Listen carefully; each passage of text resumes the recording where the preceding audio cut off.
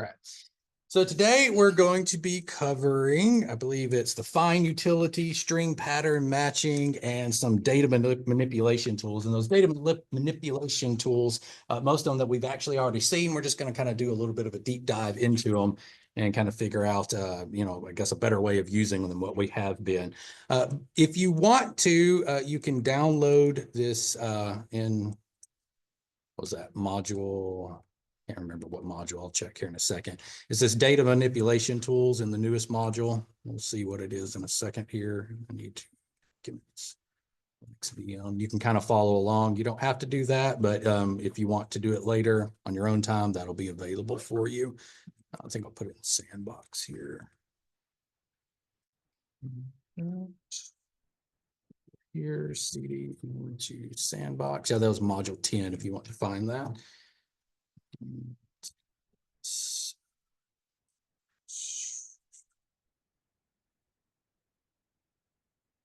All right, so here's some files that I will be using kind of throughout this lecture right here. Let's all right, so the first thing that we're going to hit is string pattern matching. I told you, again, we're going to be seeing that wonderful syntax. Let me actually display this right here with the brace syntax. Once again, of course, it's always the same. It starts with the variable. You could have an operator before or an operator after. In this case, the operator comes after, and then we actually give it a pattern here that we're going to be searching for. And to simplify it, the pattern is what we're going to be deleting. So in this unit, it says assignment 5 in live energy, but assignment 5 is also the name of the previous assignment. Oh, whoops, I forgot to update that. The assignment should be 6 in there. Let me take a look. I probably just forgot to. I added an assignment, and I've been trying to make sure it does say assignment 5. Let me click on it. Oh yeah, that's the one we did. It is the one we did. Okay. I will fix that after class and get the correct assignment up there. I confused myself. Should be assignment 6. I added an assignment. I've been updating it as I go along and having to update the numbers on everything. So I will get that fixed right after class. I can actually do it during the exam here. I think the text file on it is right though. Long files. That's the one we just did, right? Yeah, the LS output, that's right. And that's probably wrong. Yeah. Yeah, I didn't forget. I actually just uploaded the same thing because it said assign 5 down here and I forgot to update that. So I will get that fixed. So don't start on that assignment there. Good catch. I have a question. All right, what you got? The graduate stuff, can you get bonus if you're an undergraduate? I'm not going to right now. I've thought about doing that, but I don't have it set up to do it right now. And it gets a little bit confusing. Well, I won't go into that. I don't have it right now, so no. All right, so we have 2 different types of operators. It's the pound and the percent symbol. So you can kind of see these 2 are going to do the same thing or very similar things.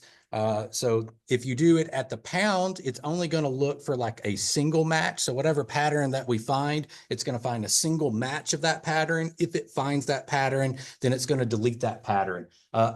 Very, very important. The pound is going to search from left to right. Now, if you do a double pound, then it's going to kind of the longest pattern. What that means is if the pattern occurs multiple times, then it's going to go ahead and keep on deleting that pattern that's in the string there. Percent sign, same thing, but the opposite. It's going to go from right to left. So it's going to search at the very, very end, find that pattern and delete it. If it's the single percent, it's going to find one occurrence of the pattern. And if it's double, it's going to go into infinity until it no longer finds that pattern and then delete those out of there. All right, so here's some examples that we have. So here we have a variable file. Here is the actual, results of that, etsy/resolve.conf. So if I was to try to echo out that variable, and then I use the pound sign, which again, it's going to be left for right, and I search for the pattern /Etsy, and then once it finds that pattern, it would delete it. what would I be left with? Here's our file. Here's what it evaluates to. Here's the pattern that I'm searching for. And if I find it, I want to delete that pattern from the output. What would be left? Just resolve. Perfect. All right, here we have another one. This one, it is a URL. Here's our URL. So I'm giving it the pattern here of pound, and I'm giving it a wildcard with a / single pound, so single occurrence. What do y'all think we're left with? Except for HTTP colon / Perfect. Yep. So it's just going to find this part of the pattern and delete it. So we should be left with /TLDP. Yep. All right, one more. So same URL. This time we've got 2 pounds. So it's going to search, for as many times as it occurs, and same pattern */. What are we left? Index.html. That's perfect. So star represents 0 or 1 occurrence. So, the first time it really doesn't get it, but, as far as the star, there's nothing there. So it just does the literal /, and then it gets the */*, and so on and so forth until we're just left with index.html. If you did the double or just 1%, would it just get rid of the HTML in that link? If I did you're talking about the % sign, if I put that, say here. Yeah. Okay, so there is a problem with that one right there, and that is the direction. Direction matters, because what this would actually search for would be right to left, and it would search for a literal / then star. So if you look right here, is there a / at the end? No. No. So the literal / would never be found, because / would have, because direction is so important on this. If it had a /, then yes, it would do /*, and then you'd just be left with nothing in that case. It would, well, no, sorry, you said single occurrence. So in that case, if there was a /, then it would hit here and stop, and you would be left with that.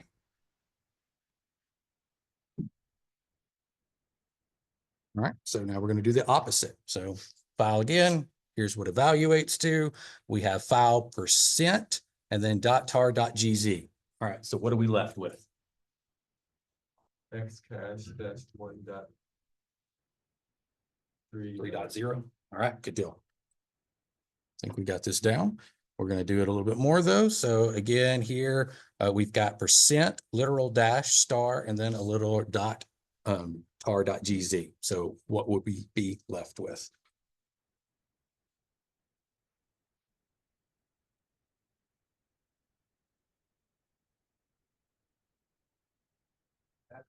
Yes, perfect. So that wild card, it caught all of our numbers, right there. And then we have the literal #. That's kind of our breaking point. So that way it doesn't get the Xcache right there. One more.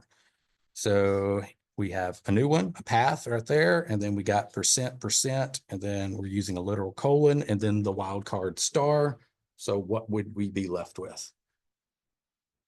/user local bin. Perfect.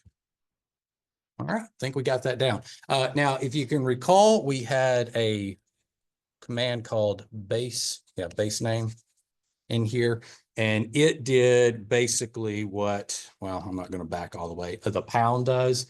If you were to specify a pattern, this right here gives you more control. Base name, in this case, if you use base name right here, it would strip away everything off this path right here and just leave you with sbin. So in that kind of case, base name is really nice to use because it's really, really quick.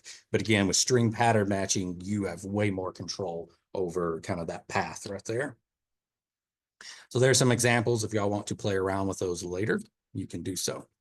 All right, find utility. So I want to stress real quick that I think y'all still have a homework assignment out there right now.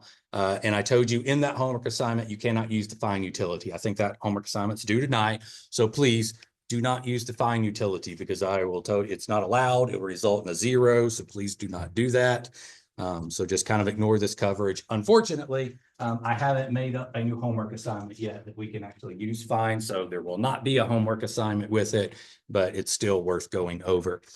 One important thing to point out right off the bat is find is recursive. Recursive by default. Most of the stuff we've seen so far, you got to specify some type of option for it to be recursive. And understand by recursive, that doesn't mean like if you've got /home/J Corcoran, it's not going to go back to home, back to the root of the drive. It's recursive in the fact that if there are subdirectories from the point at which you started, it will crawl the subdirectories forward.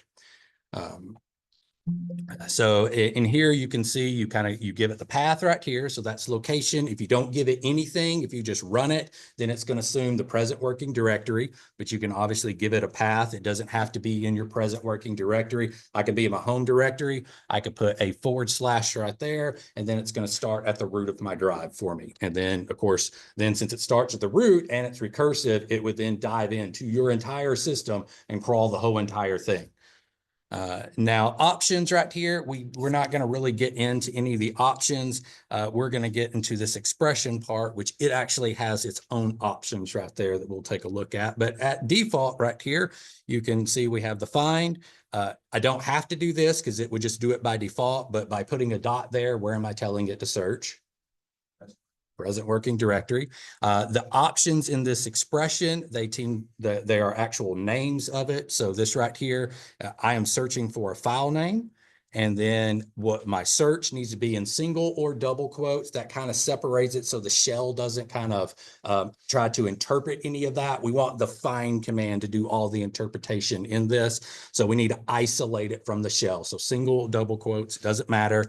It does support the wildcard there. So it's going to search for any file that ends with a extension of C.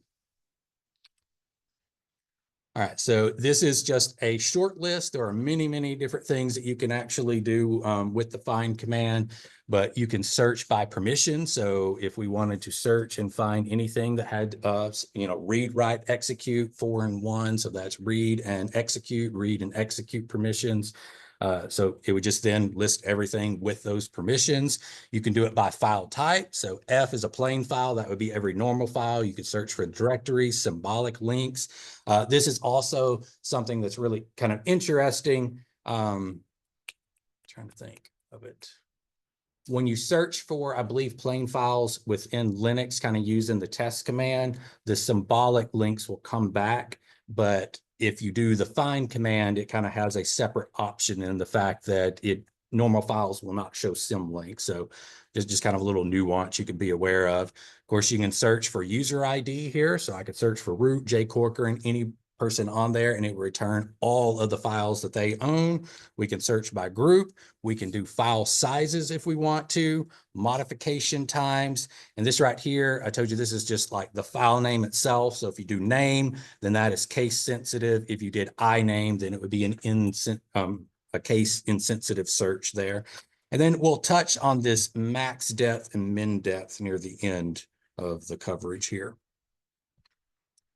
All right, if you want to integrate you can integrate the not operator. Unfortunately, it doesn't do like the double bars there for the or the double ampersand for the and. It uses kind of the old fashioned test command the way it does with the -A and the -O there. By default, it will print, but there is an option -print, but I don't ever see anybody using that. So there's really no need of doing it. It'll just print every time. Now, here is where the power actually comes in with the find command. So you can use this exec, which basically says, hey, execute the following command. And then it's whatever command that you put after the exec here. Then you can also integrate these brackets right here after the command. And what that says is any file that find actually, finds, it will place within those brackets, and then it will execute that command on that file. So it does it one after a time. And then it has this really, really strange thing that you have to memorize at the end is when you run this exec, it has to have a terminating character of the semicolon right there. But it either has to be /, so escaped, or you can put it within quotes. single or double quotes. It's just one of these strange things that you have to memorize in order to do, get this to work right. So let's play around with this for a second. Can't remember if I actually had any of this in there. I think I did. Yeah, I do. Okay, so I've got a doc file here. So I'm going to just cat out this doc file, and you can see there's the contents of it. Now, what I'm going to do is set up a structure right here so we can quickly find these files because I don't have it in here. So I'm going to do a for loop with that. So I'm going to say for count, and I think of the doc curly braces 1.5, then we'll do .txt, and I put too many spaces in there. So what that's going to do is it's going to create me a doc1, doc2, and so on, all ending with that txt. And then I'm going to copy the doc file, and then we'll do $count right here. That should actually get us the names of each file going in each time, and then do done here. I have a syntax error after CP. What is my syntax error? Oh, I didn't do what? You didn't do. Oh, for count in doc do CP doc file. Good job. All right, so now you can see we have all those files. So we can do ls doc star to kind of see each one of those. Of course, each one of them should have the actual contents there. So if we cat out, so it just copied all of those files there. Now I'm going to do one more thing, and I'm going to create a directory, and then we'll just call it directory right here. And then I'm going to go back in here again, bring this up, and then here I'm going to give the directory in here. So now it's going to do the same thing and then put those in a subdirectory for me. So now if we did an ls on directory, you can see it has those same files. Now we're going to do a find here, and we're going to say in the present directory, we're going to do -name, and then we're going to give it, say, doc star here. So it should find each one of those. We'll see if that works. Yes, it did. So now you can see that it caught, our present working directory, and then it went ahead and did a recursive search down in that directory. And then note the strange thing, and I haven't looked into why it does this. It didn't do it in any type of alphabetical order, which kind of can be important to, when you're writing your scripts and how things are processed. So yeah, understand that you want to look at that and see if yours needs to be in alphabetical order. You might have to pipe it into like a sort so you get the proper output at the end there. Now, what we're going to do is we're going to go ahead and do the exec. And then again, we're going to do a command. So I'm going to do the file command here. So that's going to tell me the type of files that's being returned. And then I need to actually tell it the placeholder here. So that way, when it finds a file, it's going to put it within those brackets. And then I need to terminate the thing right here. So we'll just terminate it there. Now, if I hit enter, you can see that each one of these, it's registering as an ASCII text file because it's reading it. The empty file, there's nothing in it. So, it just comes back empty. It doesn't have a file type. Now, here's the cool part right here. Since I basically did an ls right here, and it kind of crawled all that. So I've got what information I want. I can verify that what files would actually be removed. So I like this list right here. I could go back in here and change the file here to RM. Now I can hit enter, do an ls. All of those doc files are gone. ls on the directory. You can see it went and removed all the directory, but it didn't actually delete the directory. It just specifically targeted each single file that I wanted to remove instead of me doing like a big RM and giving it some type of wild card. And then of course it's gonna delete the directories and everything with it. So you can see how powerful this can be. You can literally start at the root of your drive, specify anything you want to, and give it RM, and you could just sit there and wipe all the files out. So lots of things you can do with the find command.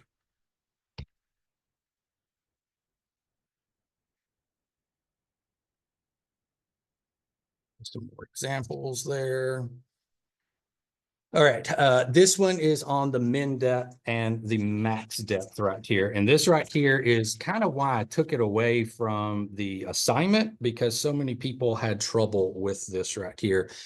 So this, as it does it recursively,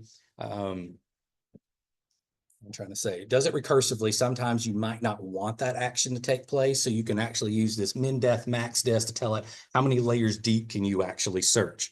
Well, let's just do an example right here. So I tell you what, we'll just go, actually, we'll just get right into the root of the drive here.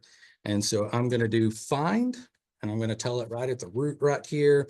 And then I'm going to give it dash name and then search for password. So this should search my system for everything that has the word password in it. Of course, I'm going to get a bunch of messages right here from permissions denied. And a lot of that is because of Windows. You can see it hits the mount points trying to hit the Windows drive. So this is kind of unique to the fact that we're using the Windows subsystem for Linux. So I'm going to try to hit Control C here. One thing I'm going to do, I'm going to go ahead and hit sudo since these are protected files right here. That'll get some of that for me. See if I can remember my password. There we go. So it really didn't get too much here. So what I want to do is I want to eliminate this problem here. So I'm going to kind of set up the depth that I want it to hit. So I'm going to go back here to find. And since this right here, actually the options will need to be before kind of the pattern right here. So I'm going to set up max depth and I'm going to set it equal to, looks like I wanted to do 2.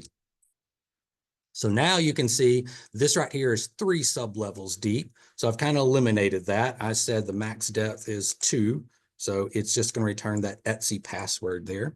Now, if I went and did, let's put on a 3 here and see if we can get some errors back in here. So I said this was 3. It's actually more. We got 1, 2, 3, 4. So now I've only got kind of this 1 right here. And this right here, there's a loop in the system. It's an infinite loop. So this actually points back to another directory. It's a symbolic link. So it's preventing that from taking place, that infinite loop. The shell is able to detect those and kind of prevent that from happening. Now I'm going to go in here and I'm going to try to isolate because we got Etsy password and then we got this kind of 3rd level here. So let's say I only want this one, then I could go back in here and I could say min depth and then we could say 2 here. Oops. Put my space in. So that kind of gets 2 and 3, but let's go ahead and hit 3 here. And then now I've taken out and I kind of did the opposite there. I did the 3. So if I wanted to do just the 2, again, I could go in here and do 2. I'm kind of messing it up off the memory here. And that would isolate that one as well. So it's just a way. One of the problems with the homework assignment is we had a directory that had files in it. And I told y'all only to return the present working directory files. And a lot of you would then use find right here. And then there were several subdirectories and it would wind up returning more files. And that affected the count that took place because we only wanted the count of the files in that current working directory.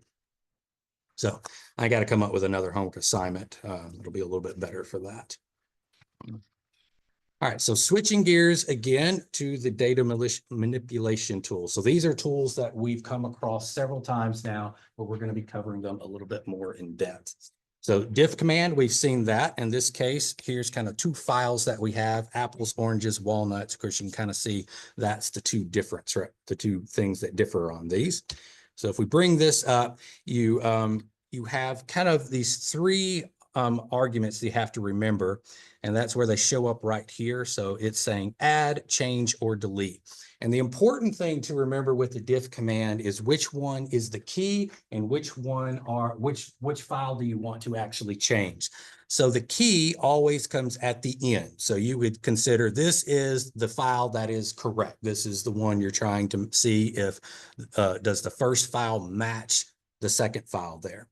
So when we read this, we can see that when we run the diff command, we can say, okay, line 3 in file 1 needs to be changed to line 3 in file 2 in order for them to match. So therefore, we would have to delete walnuts and put grapes into here in that example there. Of course, we have some options right there where you can ignore the case. This one right here, when I'm grading, I use this all the time when I'm trying to grade y'all's output because y'all could maybe have 2 spaces instead of 1 space, or you could have hit return and maybe you have 2 blank lines when I didn't even have any blank lines. So that's kind of nice. You need to make sure you consider that because if you don't, then if there's a blank line and there's supposed to be something, it would count it as the file is actually different there. different there. All right, so let's take a look at an example right here. I think, whoops, got a CD back into Sandbox.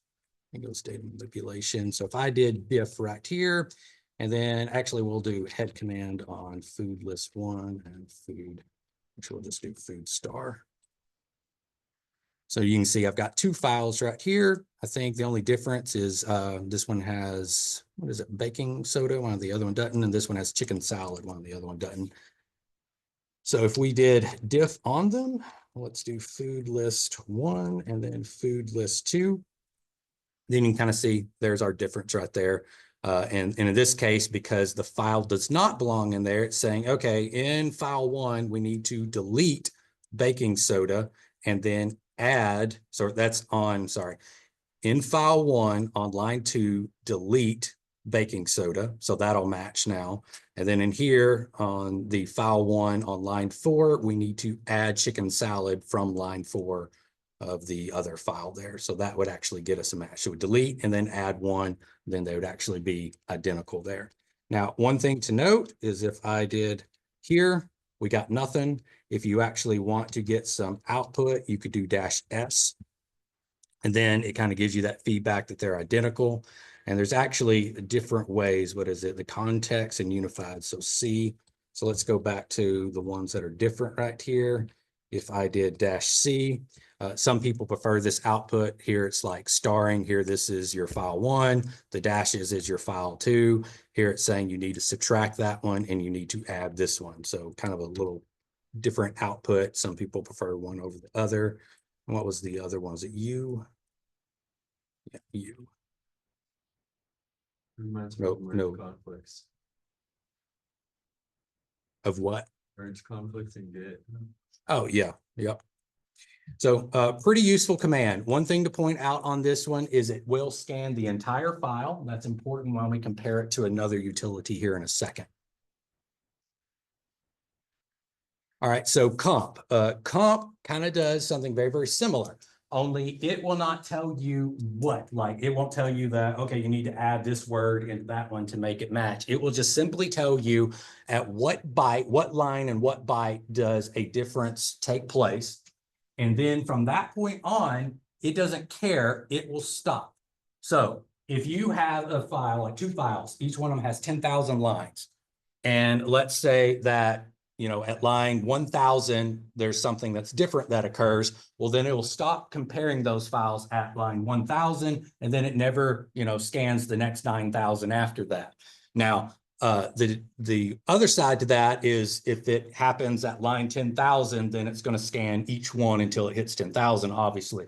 So in theory, if you just wanted to check for equality, comp would be quicker, but only if that difference happens early on.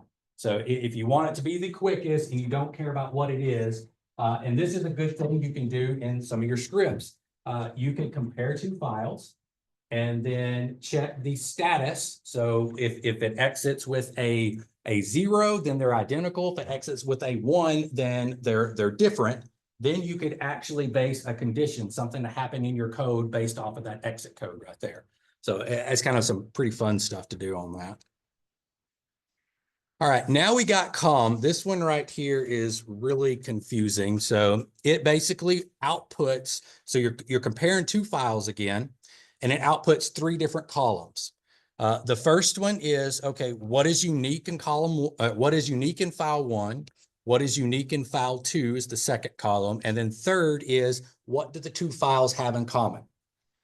Now, the trick to this is you have to remember, you have to suppress what you don't see. So by default, it's going to say, okay, here's what's unique in file 1, here's unique in file 2, and then here's what's common in file 3. But if you only want to see what is in common, then you need to suppress 1 and 2. So take these out, and then it would output only what is in common. Also note, the files have to be sorted, and we're going to see several utilities where the utilities really don't do nothing unless you make the 2 files the most in common as they can be. So they both need to be sorted the exact same way there. So sort them and then tell them what to actually suppress. So here we have those same files. I just have different names, recipe right here. And of course, if we ran this, you could see that baking soda is what is unique in file 1. Chicken salad is what is unique in file 2. And then you have what is in common. Now, unfortunately, it doesn't do it this pretty. I guess because of limited space, the fact that you put it all out in columns there. So I'll show you how ugly it is in this. Matter of fact, we'll just bring this up, delete this, and do com. So now you can see here's what is unique in file 1. Here's what is unique in file 2. And then here on this one is what. So salad is not in common. You kind of have to be weary of that. It's, this should be a blank line right there. If it was just a chicken, this would be blank just like that was. So be careful on reading that output right there because, it's kind of misleading there. Now, if we wanted to see what was unique in them, we could simply go and say, okay, if I wanted only what was unique in file 1, I could say suppress 2 and 3, and then I get baking soda. If I wanted to see what was unique in 2, then I would have to say suppress 1 and 3. And then of course, what's in common with it, we'd have to say suppress 1 and 2, then you get what's in common. So it's kind of backwards to how most utilities are. And I think that's one of the things y'all have the most trouble with remembering on that.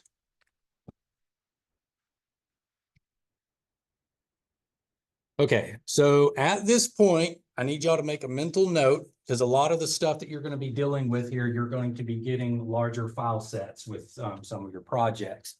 It's going to be very, very important that that first thing you do is you open those files up and you actually look at the contents, try to understand the contents. One, what type of data? Here we got numeric, here we've got, alpha characters. Make sure that here you've got alphanumeric characters. That is important to notice. Of course, how is it delimited? What is the default delimiter on pretty much every command that we've covered so far? How's it separate data up? White space, perfect. So this is tab, that could cause us some issues. The answer is there. This one is pipe separated. And of course, this one is colon separated. If it is a CSV file, how is it separated? Comma. All right. So those are very, very important, tidbits of information that you need to pay attention to before you actually start the projects. So just make a mental note from here on, always check that source data. It's going to be really important there. So here's just some commands that we'll be covering that we've had and we'll be kind of using throughout the rest of this. We've seen WC, that gets us the word count right there. This is kind of more in-depth coverage, but we've seen it enough. Just make sure that you kind of know that if I use right here WC and I give the option of L, which is going to say, okay, count how many new lines are in the file. And I give it the argument of a file. By default, that argument, it expects 1 to be a file, and then 2, it's going to go ahead and print the count and then go ahead and print the name. That's what it does by default. But we can actually get around that by using a redirection operator. We can bypass some of those defaults, and then now it's going to just return the actual count right here. That is very, very useful if we want to actually do some math on those numbers. We won't have to deal and try to take out that string after it. We can simply just use the redirection operator, and that cleans it up a whole lot quicker than using some other method like string pattern matching or something else.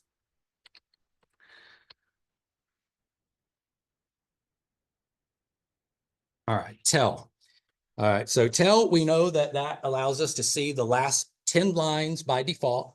We can actually give it some more information here. So let's see, what is it? Command I had customer birthday. So I'm going to cat out the customer birthday here. So you can see it has a header right here and then some information, and it's all delimited with pipes here.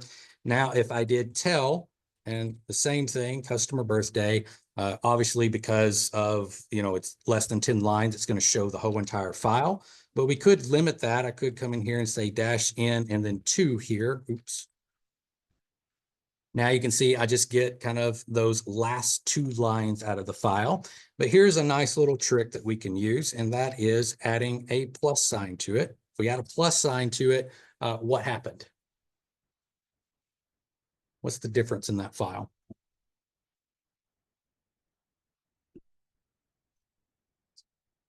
Perfect. So this is our method for stripping headers off of it, because all the time we want to do some calculations on the actual data. Well, the header often throws us off because those are just titles. So what this is doing is it's saying, okay, go to the very, very end of the file and then go up to line 2, +2. So, this would be line 1. This would be line 2. So it's saying go start from the bottom, go all the way up to 2. And we can manipulate that too. If it had like a header that was 2 lines long, then we could say, hey, go all the way up to line 3 right there. Of course, you can see John Doe was line 2. So now it's actually including this. So if it's more than one header, we can just sit there and increase that number to knock out those headers. But in this case, we're simply just going to do 2. And then I am going to save this to customer B-Day, and then I'm just going to give it no header. So now if I want to actually see that, or I've got it saved there.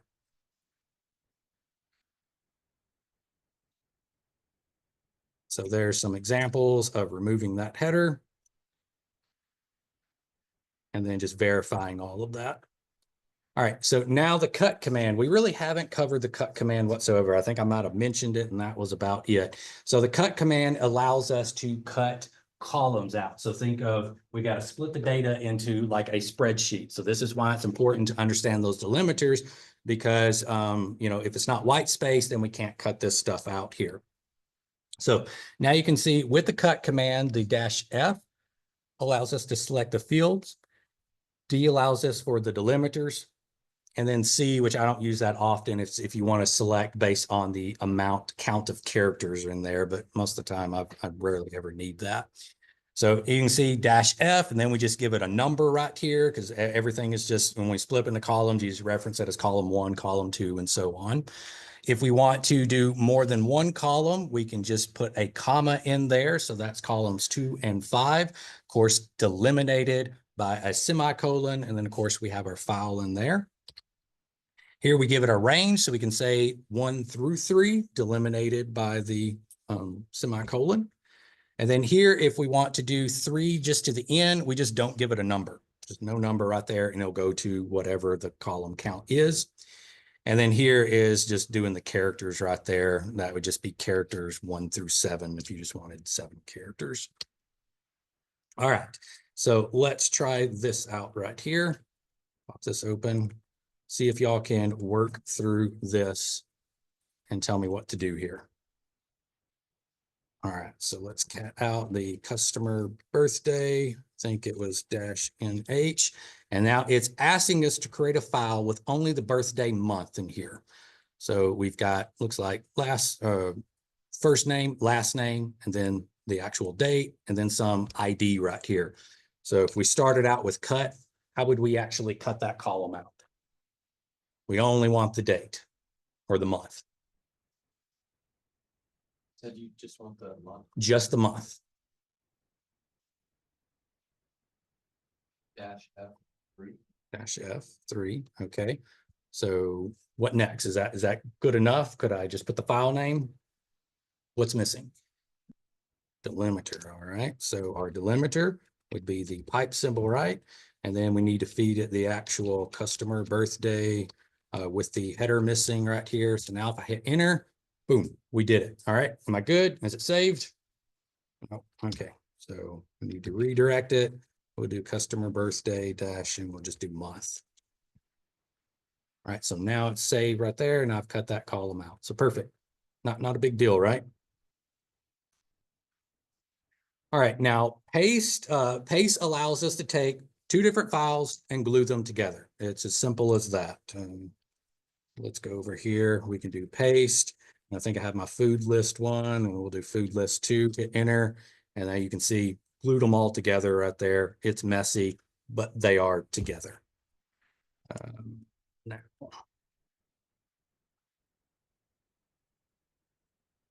Now sort command. This one right here will slow down a little bit because there's a lot of things to consider. First off, the sort is going to sort by default on the ASCII table. And I want to change this, but I haven't gotten to it because there's also dictionary sort, which is going to do more of the alpha sort. So here's the rule of thumb in this class. is unless otherwise specified, you are going to use the default sort, which is the ASCII table. Now, I also told you that it's important you look at the contents of the files that you're sorting. So if we are sorting on a particular column that is numeric data, then you need to sort numerically. The reason being is if you had a file and line by line, it was 0, 1, 2, all the way to 9, and then it came 10 all the way to 20. If you did an ASCII sort on that, what it's going to do is it's going to sort by the first character. It would do 0, 1, 10, 11, 12, 19, 20, or 19, 2, 20. That's not sorted correctly, right? So a numeric sort, it should be 0, 1, all the way to 9, 10, 11, 12. So if it is numeric, you must specify that it is numeric. If there is no numeric, then of course, just the ASCII sort, that's fine. If the data is alphanumeric, then it just needs to be the default sort because the numeric's not going to do anything to it because it has alpha characters in it. So that's kind of the two rules that you need to remember is if the data is numeric, and I'm not going to tell you in that, you just need to know if the data is numeric, sort it numerically, and then if not, then just do the default sort. So here's some of our options, and look how fun this is. Of course, dictionary, if I specify dictionary order, then you would do that. Otherwise, you would just do the default. Ignore case, that's not too important right there. The delimiter, look at the delimiter, T, not D. The field, K, not F. So I don't know why they did that, but they did it. Here's the good side. I'm going to give you a key on the exam, and I will have the keys for sort, the keys for cut, and then once we get an awk, I'll have some keys on awk as well, because it's difficult to remember. I mean, half the time I don't remember it. I just look it up on a man page real fast and then jog my memory there.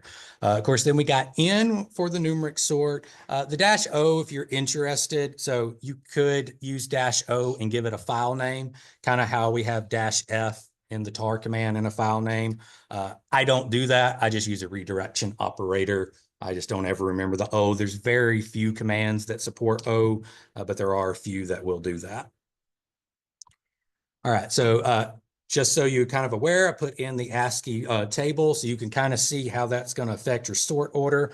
Kind of right here is where it kicks in, spaces first, then we've got some special characters through here. Then we got our numbers, and then, hey, we're throwing some more special characters right there. Then we do our uppers, and then some more special characters, and then our lower right there.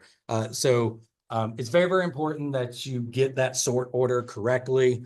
Like I said, if this would be fixed with dictionary order, but we're not going to probably do that because I don't have it specified in my direction. So if it's not specified, again, default sort. And then if it's numeric, you can see the importance of kind of doing that numeric there on it. Now, we'll go through this list, but this right here is really important. So default, that's all you have to do. Sort the list. Now understand that if there are multiple columns and if it is separated by white space, then it will take the first column and then it'll also calculate kind of the next one and the next one, the next and just goes into the end. So then it'll figure out, okay, how do I need to sort that? Say like if it was columns 1 had AAA and then columns 1 had CBC, then it's going to make sure that it would be A and then AB and then AC and so on. So in other words, it's going to look at the every column in there to kind of sort that order out. Now here, of course, we're just saying, okay, I don't want to sort on the whole thing. I want to sort it too. And so if you had, 4 columns, then what it's going to do is it's going to ignore column 1, start on column 2, but then also read columns 3 and column 4 to try to sort out that order. And then right here, it's saying just ignore case right there. So that's the same thing. We just threw the -F on it. Now, here's the important part.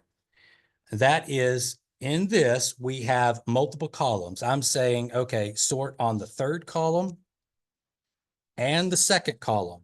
But I'm also saying don't ever do that right here. The reason being is the rule of thumb is if you are sorting on multiple columns, then we need to isolate it. In other words, if I want it to be sorted on the third column, then it should be third and only, and that will be my primary sort. And the second is a subsort. So right here, this second column, you can see I reversed the order right here. I'm actually sorting on 3 and then 2. So what would happen is if I just did, in this case, it would sort on column 3, and then it would go back and do a subsort on column 2, but then it would also read column 3 after that. We don't want that.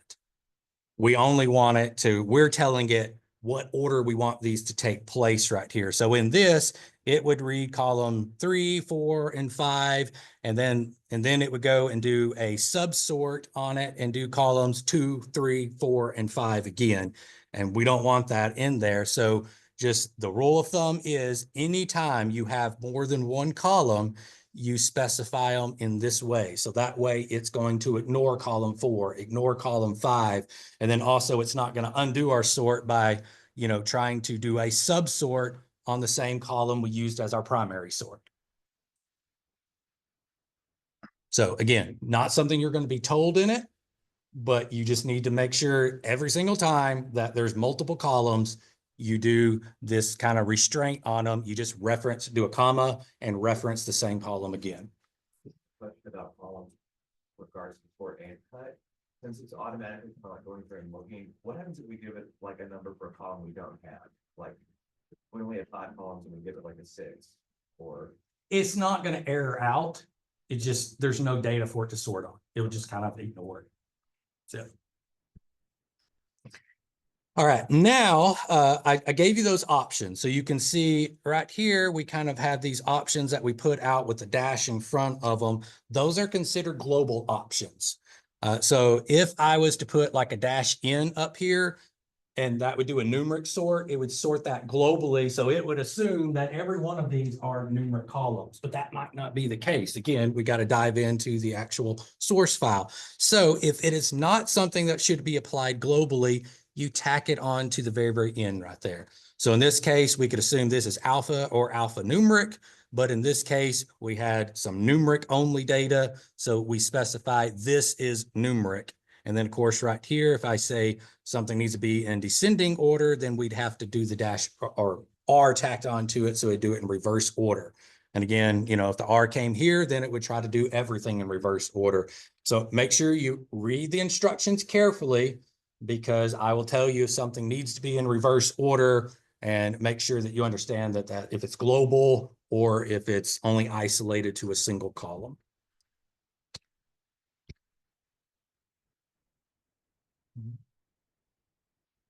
And this one out here, we just simply did the delimiter and those as some examples right there.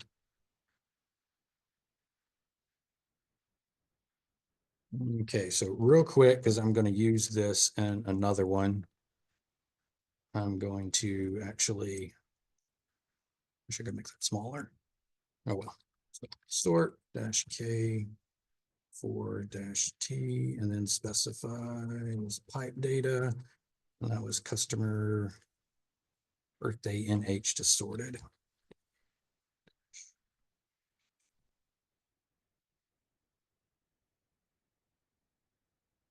Somebody tell me what I did wrong. Redirection operator. Good deal.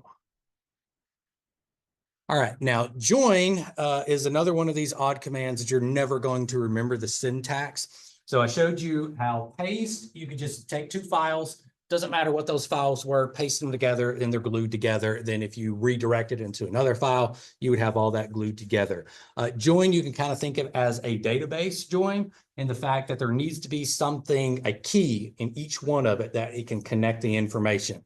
And of course, once again, it has to be sorted as well. So they have to be completely in common with one another. And then let's see if I can break down this syntax here. So here I'm just creating that file. No, that's a different file right here. But we'll work through this. So join right here. This right here is saying file 1. So in this case, it would be the customer birthday sorted. And then where's my key? The key is in the 4th column on it.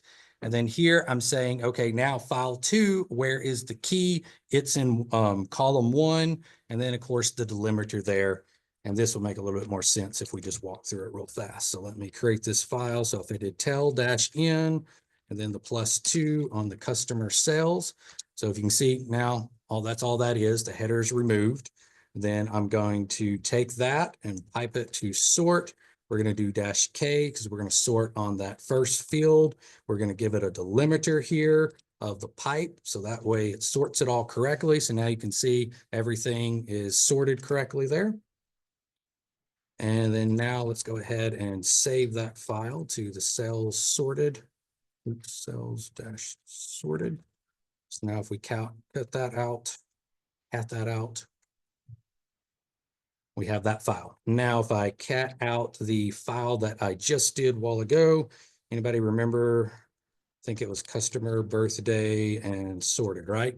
So now you can see the key field here. So it's sorted as well perfectly. So that is our 4th key field. So now if I went in here and I did join and I say -1 for the first file, and then we're going to join it on the 4th column. And then we're going to take our 2nd file, join it on the 1st one. Again, we need to give it a delimiter. Luckily, join uses the same delimiter as I believe the cut there. So, or no, sort, not cut. And then let's give it customer birthday sorted. And then the, what is it? Customer sales, I believe. Nope, hang on. I'm losing it. So yeah, sales sorted. All right, somebody tell me what I did wrong. You see it? Oh, there it is. Yep. -T. All right, boom. Now we actually just join those 2 files together right there. So really all you have to remember is join requires the key field. Paste doesn't require anything. It just works. 11:44. Okay, real quick, I want to kind of give you a heads up of where we stand in this class. So we just covered 10. So it looks like we've got grep and regular expressions. We'll cover that in 1. And then we got spring break coming up. So what I will probably do, because we got awk coming up next, and I don't want to break awk's coverage up, is I'm going to go ahead and probably release the project on March 20th. So kind of between now and March 20th will be the grep and regular expressions. Then we will release the project. So on that day, it's really important that you all show up here that day, because that is the day that we also connect to the server. So everybody in here is kind of like the beginning day of class, how we'll all I'll set up accounts for you on the server in class. Then you're all going to connect to the server in class and just kind of verifying. We'll set up SSH key pairs. So at first we'll have password connection, but that's kind of insecure. We'll set up our SSH key. So everybody's using that. Then we turn the password authentication off on the server. So we're using keys only. So I don't get hacked on that server. And if you are present here that day, then you've already done 3/4 of the lab, because the lab is actually setting that up. And then I have you in the lab, you go in there and you kind of create some files on the actual server. So that verifies that you have all the proper permissions on the server before you actually need to get on there and use the server. And then once we have all that set up, I'll go over the project. Just note on the project, some of the project recovers awk, requires awk, but you can start on the project if you want to. The awk will come later. So then we'll hit spring break. Then we'll come in 1 week. We'll have 2 lectures over awk, which is, a different programming language. It's not hard to pick up on. Don't worry too much about it. It is a little bit of a shock kind of the first day, but after we see it, people pick up on it quickly. And then that will be April 1st, we'll have our review, and then exam 2. So you've got this week, counting this week, 1, 2, 3, 4. So 5 weeks from now is your exam 2. Of course, one of those weeks is spring break, and we're half into one of those. So it's more like 3.5 weeks there. Any questions on that? What you got? So when will the project be due? Project is due the very last, April 24th, very last day of class there. And so after exam, so you got April 10th, and then we've got 2 weeks after that. So that's just covering the system administration side, which there's no homework anymore after that. So you kind of have 2 weeks there with no homework. All you're going to be doing is working on that project, and that's it. And then your final is a take-home project that you'll be using. Well, you'll be doing it on your local machine, and then also some of the stuff on the server there. So really important. One, I will give you a deadline on those SSH keys, because I will lock you out. And then if you do not have all that set up come exam time, I'm not going to, turn that off for you, because that's a security vulnerability. You should have had it already set up, but I'll remind y'all about that. What you got? Oh yeah, so we're gonna be accessing the server as a lab and assignments on our own outside of class, so the server up 24/7. Yeah, that's a cloud server, Azure, however you say that, Microsoft server. Okay, again, I will get that lab or assignment. The lab's correct. You can start on that. That assignment I will correct at least by 3 o'clock today. I'm sorry that I didn't. I don't know if I'll get to it before or not. And unfortunately, it's quiz time.